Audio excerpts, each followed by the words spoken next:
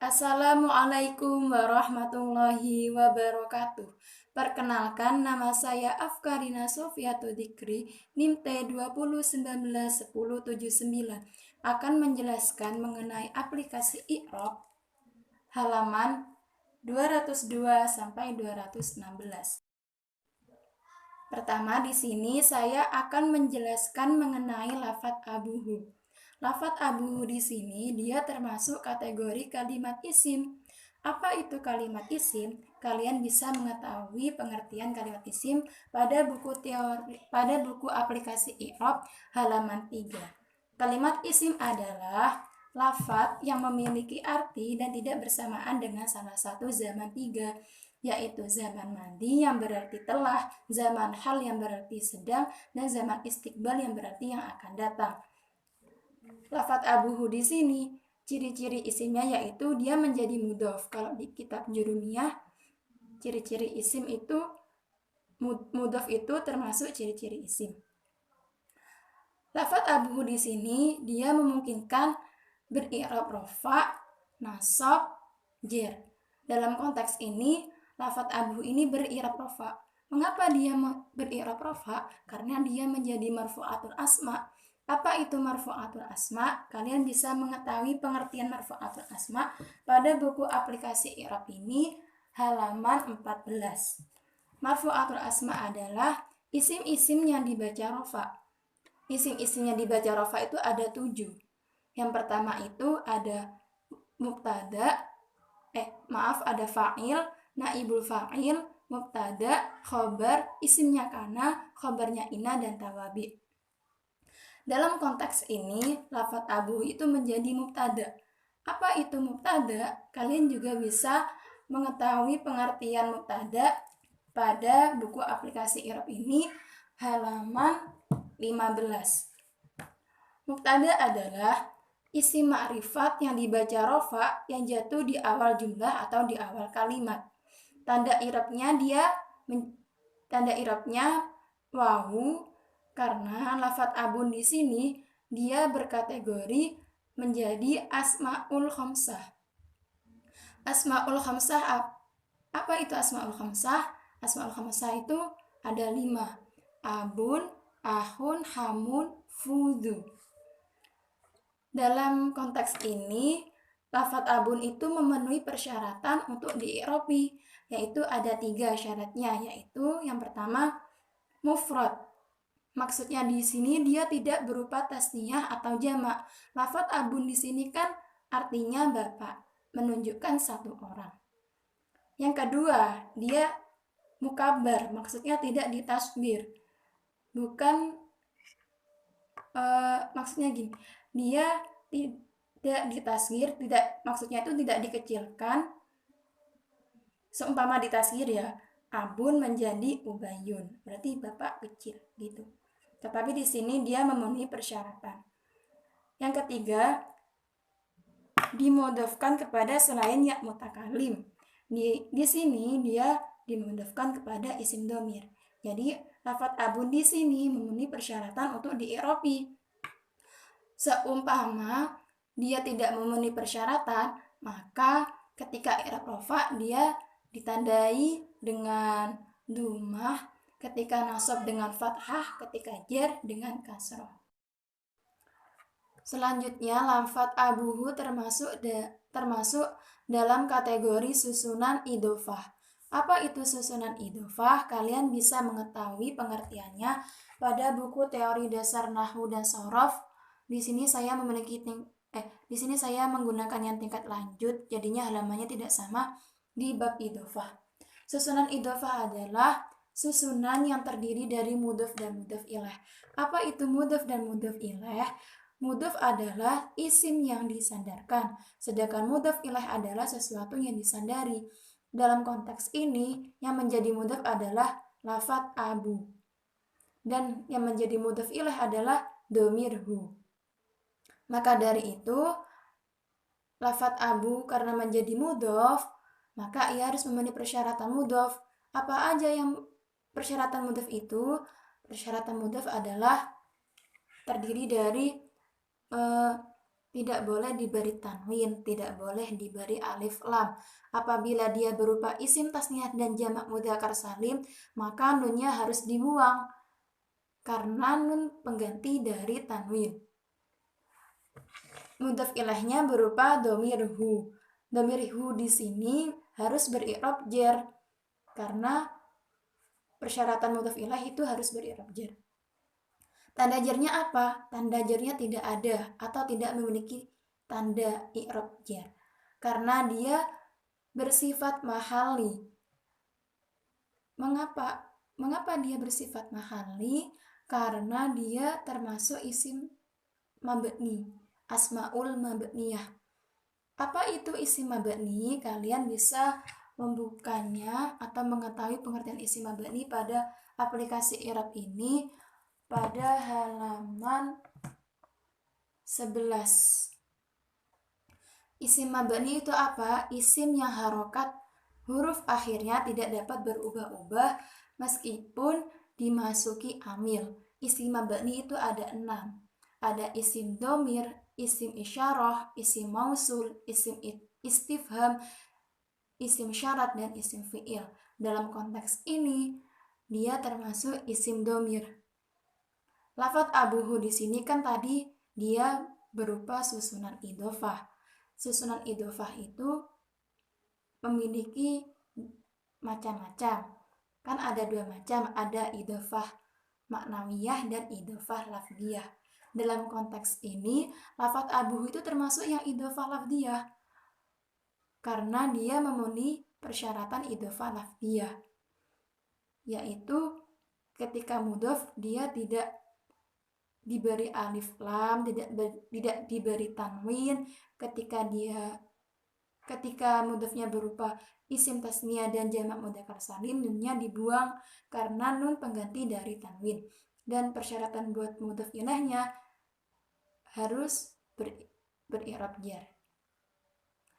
Selain itu, lafadz abuhu juga tidak memenuhi persyaratan idhofah lafdiyah. Apa aja persyaratan idhofah lafdiyah? Ketika mudhof harus berupa isim sifat, dan ketika mudhof ilaih dia harus berupa makmul dari mudhof. Selanjutnya, lafadz abuhu shaimun. Lafadz abuhu shaimun di sini termasuk jumlah ismiyah. Apa itu jumlah ismiyah? Kalian bisa mengetahui pengertian jumlah ismiyah pada aplikasi i'rab ini halaman 22. Jumlah ismiyah adalah jumlah yang tersusun dari mubtada dan khobar. Dalam konteks ini, mubtadanya berupa lafadz abuhu dan khobarnya berupa lafadz shaimun. Jumlah ismiyah dalam konteks ini menjadi silah al-mausul. Silah al-mausul, apa itu silah al-mausul? Kalian bisa membuka buku teori dasar nahwu dan sharaf mengenai silah al-mausul. Silah al-mausul adalah silah al-mausul itu jumlah baik ismiyah atau fi'liyah yang jatuh setelah isim mausul. Dalam konteks ini isim mausulnya berupa alladzi. Karena menjadi silah al-mausul, maka jumlah ismiyah di sini menjadi jumlah yang tidak memiliki kedudukan i'rab atau al-jumalu allati la mahalla laha minal i'rabi. Karena silah al-mausul itu bukan termasuk dari marfu'atul asma, mansubatul asma, ataupun majruratul asma. Isim mausul itu selain dia membutuhkan silah al-mausul, dia juga membutuhkan a'id. Apa itu a'id? Kalian bisa mengetahui pengertian a'id pada buku teori dasar nahwu dan sharaf ini. Poinnya di silah al-mausul dan a'id.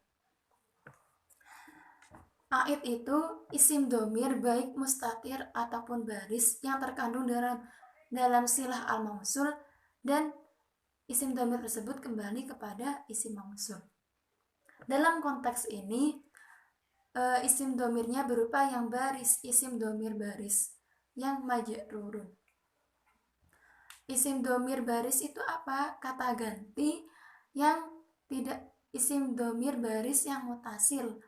Isim domir baris mutasil itu apa? Kata ganti yang nampak dan tidak dapat berdiri sendiri. Maksudnya membutuhkan kalimat lain. Yang majrurun, yang berupa jar. Selanjutnya lafadz Al-Qur'ana. Lafadz Al-Qur'ana di sini dia termasuk kalimat isim. Apa itu kalimat isim? Kalimat isim adalah lafadz yang memiliki arti dan tidak bersamaan dengan salah satu zaman tiga, yaitu madi, hal, dan istiqbal. Apa ciri-ciri isimnya? Dalam lafadz Al-Qur'ana di sini dia kemasukan alif lam. Lafadz Al-Qur'ana ini kemungkinan bisa beri'rab rofa, nasab, ataupun jar. Dalam konteks ini lafadz Al-Qur'ana beri'rab nasab. Mengapa dia beri'rab nasab? Karena dia termasuk mansubatul asma. Apa itu mansubatul asma? Kalian bisa membuka buku aplikasi i'rab mengenai pengertian mansubatul asma pada halaman 14. Mansubatul asma adalah isim-isim yang dibaca nasab. Isim-isim yang dibaca nasab itu ada 13.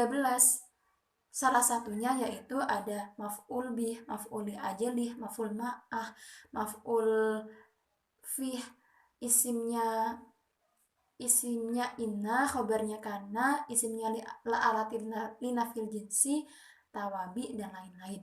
Dalam konteks ini lafadz Al-Qur'ana itu dia termasuk yang maf'ul bih. Apa itu maf'ul bih? Kalian juga bisa membuka buku ini mengenai maf'ul bih pada halaman 16. Maf'ul bih adalah isim yang jatuh setelah fi'il muta'addi yang dan dia juga kedudukannya sebagai objek. Karena dia menjadi maf'ul bih, maka dia harus dibaca nasab. Tanda nasabnya menggunakan fathah karena dia berkategori isim mufrad. Apa itu isim mufrad? Isim mufrad adalah isim yang memiliki arti tunggal. Selanjutnya yaitu lafadz al-karimah. Lafadz al-karimah di sini dia termasuk kategori kalimat isim. Apa itu kalimat isim? Kalimat isim adalah lafadz yang memiliki arti dan tidak bersamaan dengan salah satu zaman tiga, yaitu zaman madi, hal, dan istiqbal. Apa ciri-ciri isimnya? Dalam lafadz al-karimah di sini, ciri-ciri isimnya yaitu kemasukan alif lam. Karena dia menjadi kalimat isim, maka kemungkinan dia bisa beri'rab rofa, nasab, dan jar. Dalam konteks ini dia beri'rab rofa. Dalam konteks ini dia beri'rab nasab karena dia menjadi mansubatul asma, isim-isim yang dibaca nasab yang kategori tawabi. Apa itu tawabi? Kalian bisa membuka buku teori dasar nahwu dan sorof mengenai tawabi. Tawabi adalah lafadz yang i'rabnya mengikuti lafadz yang hukum i'rabnya mengikuti i'rab matsbu'nya, atau yang lafadz yang diikuti baik dari segi i'rab rafa, nasab, jar, dan jazmnya.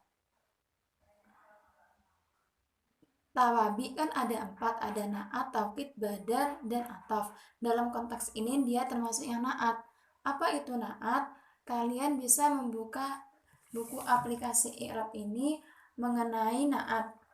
Na'at adalah lafadz yang menjelaskan sifat dari mat'udnya atau sesuatu yang berhubungan dengan mat'udnya.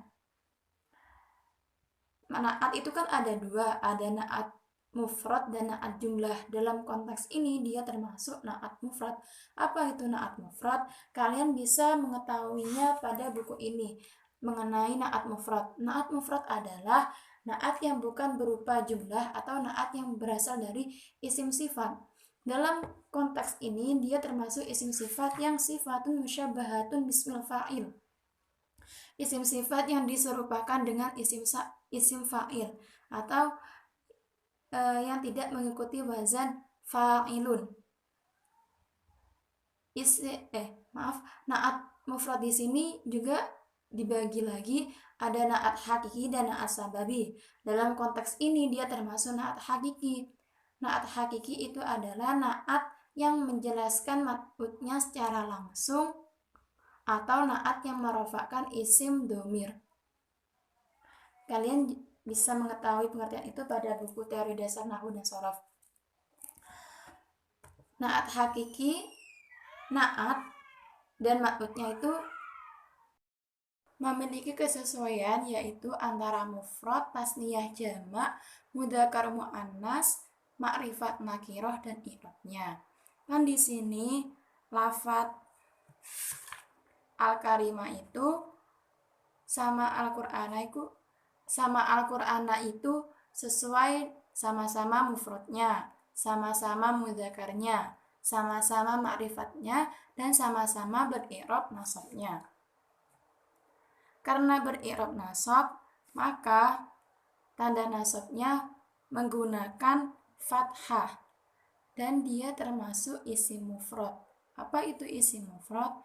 Isim mufrad adalah isim yang memiliki arti kata tunggal. Selanjutnya adalah lafadz wawu. Lafadz wa. Lafadz wa di sini dia termasuk kalimat huruf. Apa itu kalimat huruf? Kalian bisa melihat pada buku aplikasi I'rab halaman 4. Kalimat huruf adalah kalimat yang tidak bisa berdiri sendiri. Ia selalu tergantung pada kalimat fi'il atau kalimat isim. Karena termasuk dalam kategori kalimat huruf, maka dia kemungkinan termasuk huruf yang mu'athir atau huruf yang berpengaruh pada analisis lanjutan, untuk analisis lanjutan, dan huruf yang ghairu mu'athir yang tidak berpengaruh pada analisis lanjutan. Tetapi pada contoh ini wa termasuk huruf yang mu'athir yang berpengaruh pada analisis lanjutan, yaitu huruf athof. Apa itu huruf athof? Kalian bisa melihat pada buku Teori Dasar Nahwu dan Shorof pada bab athof. Huruf athof adalah huruf yang menghubungkan antara maktuf dan maktuf alaih. Apa itu maktuf dan maktuf alaih? Maktuf alaih adalah sesuatu yang diatofi atau lafadz yang terletak sebelum huruf athof. Sedangkan maktuf adalah sesuatu yang diatofkan atau lafadz yang terletak setelah huruf athof. Selanjutnya yaitu lafadz al-haditsa. Lafadz al-haditsa di sini dia termasuk kalimat isim. Apa itu kalimat isim? Kalimat isim adalah lafadz yang memiliki arti dan tidak bersamaan dengan salah satu zaman 3, yaitu madi, hal, dan istiqbal. Ciri-ciri isim pada lafadz ini yaitu kemasukan alif lam. Karena dia termasuk kalimat isim, maka dia memungkinkan beri'rab rofa, nasab, ataupun jar. Dalam contoh ini dia beri'rab nasab karena dia tergolong mansubatun asma atau isim-isim yang dibaca nasab. Dalam contoh ini dia menjadi tawabi. Apa itu tawabi? Tawabi adalah lafadz yang hukum i'rabnya mengikuti hukum i'rab majzubnya atau lafadz yang diikuti. Dalam konteks ini dia termasuk yang maktuf. Apa itu maktuf? Maktuf adalah lafadz yang jatuh setelah huruf athof. Huruf athof wa. Karena dia menjadi maktuf, maka hukum i'rabnya mengikuti maktuf alaihnya. Pada contoh ini maktuf alaihnya yaitu berupa lafadz al-Qur'ana yang dia menjadi kedudukannya maf'ul bih, maka dibaca nasab. Tanda nasabnya menggunakan fathah karena dia menjadi isim mufrad atau isim yang memiliki arti tunggal. Lafadz as-sahihata di sini merupakan kalimah isim. Apa itu kalimah isim? Kalimat isim adalah lafadz yang memiliki arti dan tidak bersamaan dengan salah satu zaman 3, yaitu zaman madi, hal, dan istiqbal. Ciri-ciri kalimat isim pada lafadz as-sahihata di sini dia kemasukan alif lam, yaitu ya alif lam karena termasuk dalam kategori isim, maka kemungkinan dia bisa beri'rab rofa, nasab, atau jar. Dalam konteks ini dia beri'rab nasab karena dia tergolong mansubatul asma. Apa itu mansubatul asma? Mansubatul asma adalah isim-isim yang dibaca nasab. Isim-isim yang dibaca nasab itu kan ada banyak. Di sini dia termasuk yang tawabi. Tawabi adalah lafadz yang hukum i'rabnya mengikuti hukum i'rab matsbu'nya atau lafadz yang diikuti. Tawabi itu kan ada 4. Ada atof, ada na'at, ada taukid, ada dandar. Dalam contoh ini dia menjadi na'at. Apa itu na'at? Na'at adalah lafadz yang menjelaskan sifat dari matbu'nya atau sesuatu yang berhubungan dengan matbu'nya. Na'at itu ada 2. Ada na'at hakiki dan na'at sababi. Dalam konteks ini dia menjadi na'at na'at itu dibagi menjadi 2, ada na'at mufrad dan na'at jumlah. Dalam konteks ini dia menjadi na'at mufrad. Apa itu na'at mufrad? Na'at mufrad adalah na'at yang bukan berupa jumlah atau na'at yang berasal dari isim sifat. Lafadz as-sohihata ini menjadi sifatun musyabbahatun bismil fa'il. Salah satu isim sifat itu sifatun musyabbahatun bismil fa'il. Dan sesuai dengan man'utnya al-hadisah dari segi makrifat, nakirahnya, dan i'rab. Na'at mufrad di sini terbagi menjadi 2 lagi. Ada na'at hakiki dan na'at sababi. Dalam contoh ini dia menjadi na'at sababi. Apa itu na'at sababi? Na'at sababi adalah lafadz yang menjelaskan sesuatu yang berhubungan dengan man'utnya, atau lafadz yang marofakkan isim dhohir.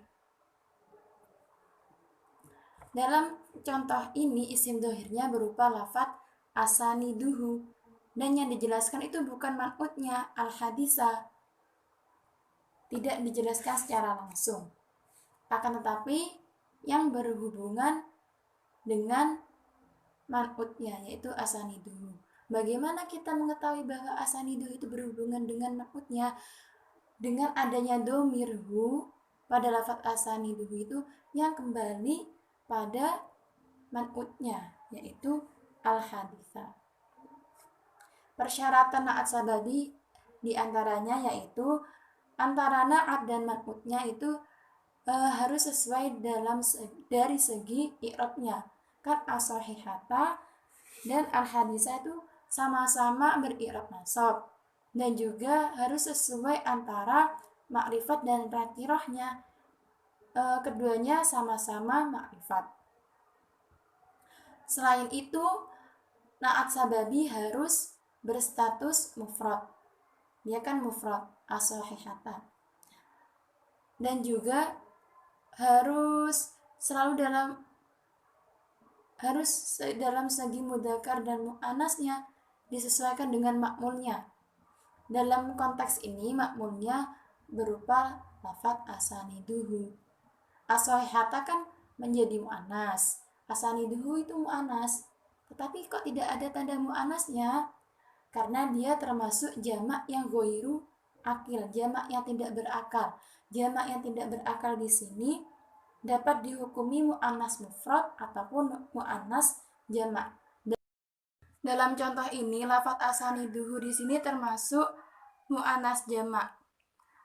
Lafadz as-sohihata kan dia termasuk na'at, di mana na'at itu hukum i'rabnya disamakan dengan hukum i'rab matsbu'nya atau lafadz yang diikuti. Jadi di sini matsbu'nya menjadi maf'ul bih, dibaca nasab, maka dari itu as-sohihata harus dibaca nasab. Tanda nasabnya menggunakan fathah karena dia termasuk isim mufrad. Lafadz as-sahihata merupakan isim yang dapat beramal sebagaimana fi'il. Maka dia memiliki fa'il. Kan sebenarnya kan yang memiliki fa'il kan fi'il, bukan isim. Maka dari itu dia dapat beramal sebagaimana fi'il. Karena dia menjadi sifatun musyabahatun bismil fa'il. Sifat yang diserupakan dengan isim fa'il. Dan telah memenuhi persyaratan untuk beramal sebagaimana fi'il, yaitu menjadi na'at.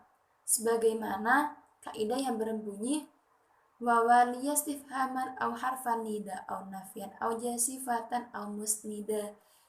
Persyaratan agar dapat beramal itu ada 5. Yang pertama, didahului istifham, didahului huruf nida, didahului huruf nafi, menjadi na'at dan menjadi khobar. Dalam contoh ini dia menjadi na'at. Lafadz as-sahihata kan tadi menjadi sifat musyabahah bismil fa'il. Maka dari itu dia beramal seperti fi'il maklum. Apa itu fi'il maklum?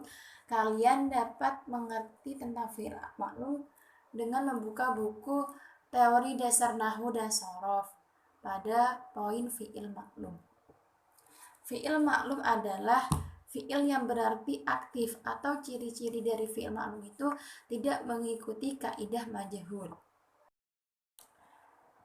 Maka fi'il maklum membutuhkan fa'il. Apa itu fa'il? Fa'il adalah isim yang dibaca rafa yang jatuh setelah fi'il yang mabni maklum atau isim yang diserupakan dengan fi'il mabni maklum. Pada contoh ini, fa'ilnya berupa lafadz asaniduhu. Selanjutnya lafadz asaniduhu. Lafadz asaniduhu di sini dia termasuk kalimat isim. Karena dia termasuk kalimat isim, maka memungkinkan bisa beri'rab rafa, nasab ataupun jar. Dalam contoh ini dia beri'rab rafa karena tergolong marfu'atul asma atau isim-isim yang dibaca rafa. Yang fa'il. Apa itu fa'il? Fa'il adalah isim yang dibaca rafa yang jatuh setelah isim yang mabni maklum atau isim yang diserupakan dengan fi'il yang mabni maklum. Dalam konteks ini, fa'ilnya jatuh setelah isim yang diserupakan dengan fi'il yang mabni maklum, yaitu berupa lafadz as-sahihata. Tanda rafa'nya menggunakan dhammah karena dia berupa jamak taksir atau lafadz yang tidak beraturan. Lafadz asaniduhu di sini termasuk susunan idhofah. Susunan idhofah itu terdiri dari mudhof dan mudhof ilaih. Mudhof yang berarti sesuatu yang disandarkan dan mudhof ilaih yang berarti sesuatu yang disandari. Dalam contoh ini mudhofnya berupa lafadz asanidu dan mudhof ilaihnya berupa lafadz hu. Karena dhamir hu di sini berkategori ghaib, maka pasti membutuhkan tempat kembalinya dhamir atau marji'ud dhamir. Dalam menentukan marji'ud dhamir harus memperhatikan hal-hal mengenai mutabaqah dan murad atau maksud teks. Dalam mutabaqah di sini harus menyesuaikan mufrad tasnya jamak dan mudzakkar muannasnya. Lafadz asaniduhu di sini dhamir hu-nya kembali pada lafadz al-hadisah. Di situ kan sudah sesuai sama-sama mufradnya. Maksudnya hu itu kan menunjukkan untuk satu kan, untuk satu. Sedangkan al-hadisah itu kan satu juga. Terus sudah sesuai dengan ma'rifat, sama-sama ma'rifat. Hu itu termasuk isim dhamir. Isim dhamir itu berupa isim ma'rifat. Al-hadisah juga berupa isim ma'rifat yang kemasukan al. Dan karena dia termasuk susunan idhofah yang terdiri dari mudhof dan mudhof ilaih, di mana mudhof itu memiliki persyaratan. Jadi lafadz asanidu di sini harus memenuhi beberapa syarat. Syaratnya mudhaf yaitu tidak boleh ditanwin, tidak boleh diberi al, dan apabila dia berupa isim tasniyah atau jamak mudzakkar salim, nunnya harus dibuang karena nun berganti dari tanwin. Dan persyaratan untuk mudhaf ilaihnya, maka ia harus dibaca jer karena mudhaf ilaih itu selamanya dihukumi jer. Tanda jernya tidak ada atau bersifat mahalli karena dia termasuk isim mabniyah, asmaul mabniyah yang isim domir, di mana harokat huruf akhirnya tidak bisa diubah, tidak dapat berubah meskipun dimasuki amil. Susunan lafadz asaniduhu termasuk idhofah maknawiyah. Apa itu idhofah maknawiyah? Idhofah maknawiyah itu idhofah yang memperkirakan maknanya huruf jar. Ia juga tidak memenuhi persyaratan untuk dianggap sebagai idhofah lafdhiyah. Apa saja persyaratan dari idhofah lafdhiyah? Persyaratan buat mudhafnya itu mudhafnya harus berupa isim sifat dan mudhaf ilaihnya harus berupa makmul dari mudhaf. Selanjutnya lafadz ba'da sholati subahi. Lafadz ba'da di sini dia termasuk kalimat isim. Kalimat isim kan tadi pengertian sudah dijelaskan di depan. Ciri-cirinya isim dari lafadz ba'da itu dia pantas kemasukan salah satu ciri-ciri isim yaitu huruf jar fi. Karena menjadi kalimat isim, maka memungkinkan dia beri'rab rafa, nasab atau jar. Dalam contoh di sini dia beri'rab nasab karena tergolong mansubatul asma atau isim-isim yang dibaca nasab, yaitu dzaraf.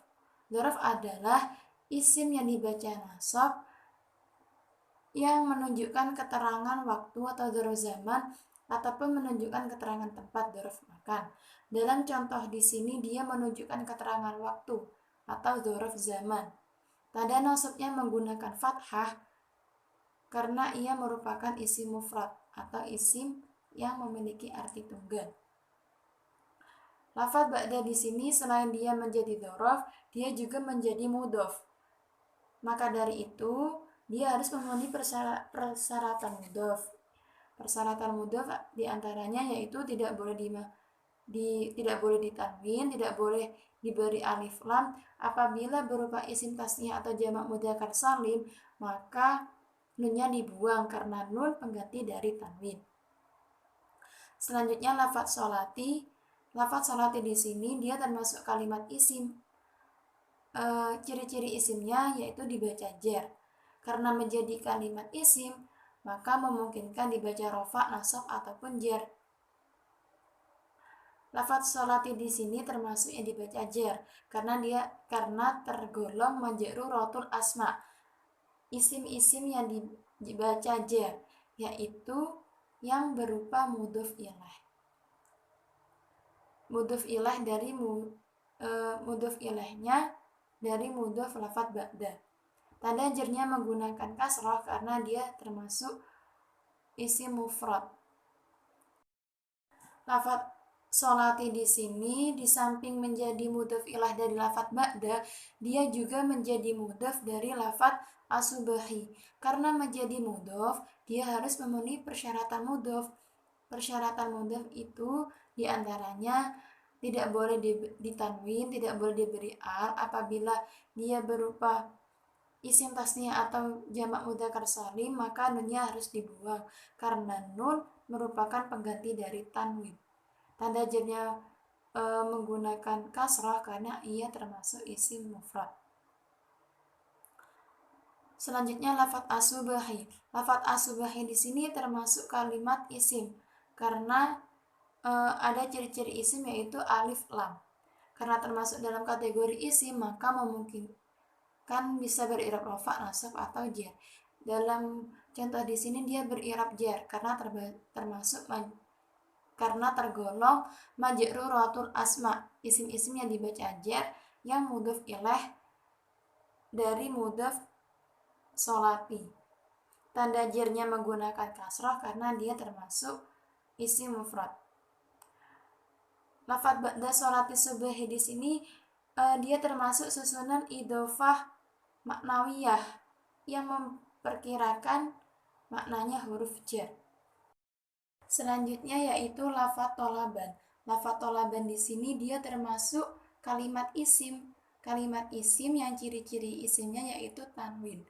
Karena dia menjadi kalimat isim, maka memungkinkan dapat beri'rab rafa, nasab, atau jar.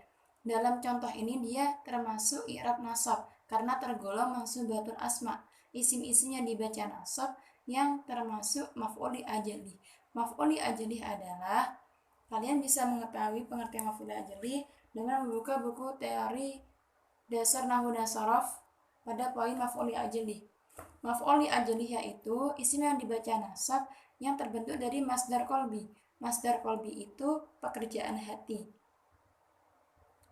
Selain itu, dia juga menunjukkan alasan terjadinya suatu perbuatan. Karena berkedudukan sebagai maf'ul li ajali yang dibaca nasab, tanda nasabnya menggunakan fathah dan termasuk dalam kategori isim mufrad.